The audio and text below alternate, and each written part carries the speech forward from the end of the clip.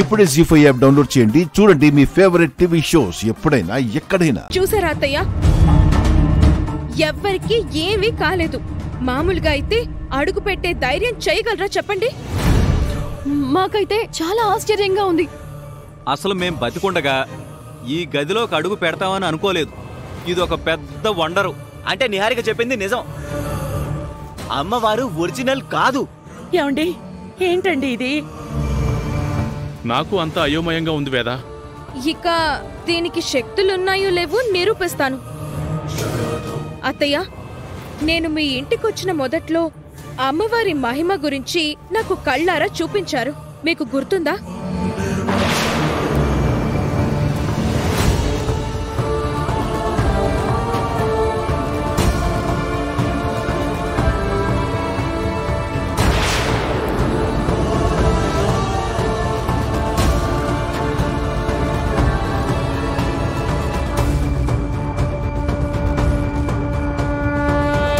అమ్మవారు పాలని స్వీకరించడం నాకైతే చాలా వింతగా అనిపిస్తుంది అత్తయ్య గారు.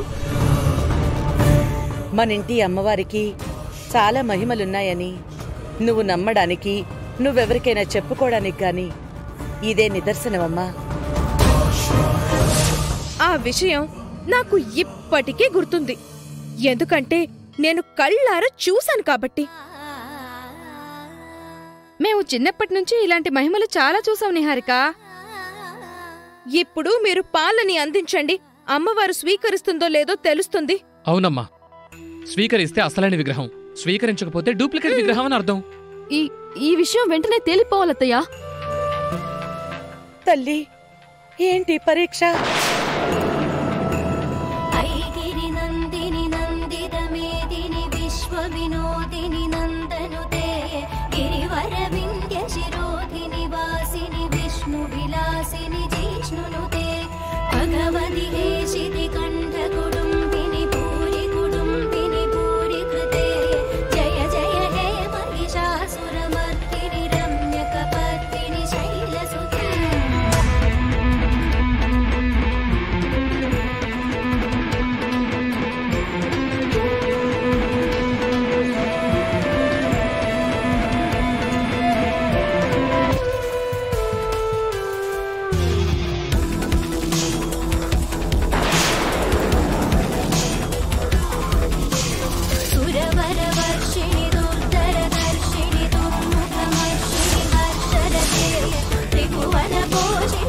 పాలన స్వీకరించలేదు అంటే ఇది ఒరిజినల్ విగ్రహం కాదా?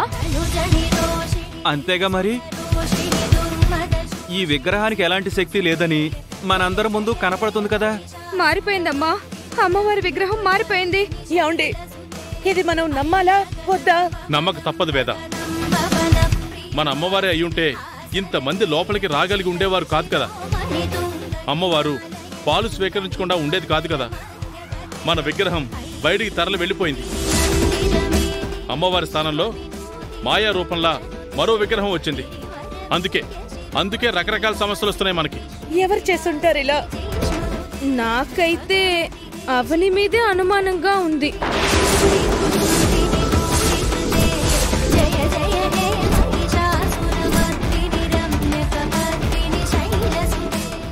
జీ5 యాప్ డౌన్లోడ్ చేసి అన్ని ఎపిసోడ్స్ పూర్తి ఉచితంగా చూడండి.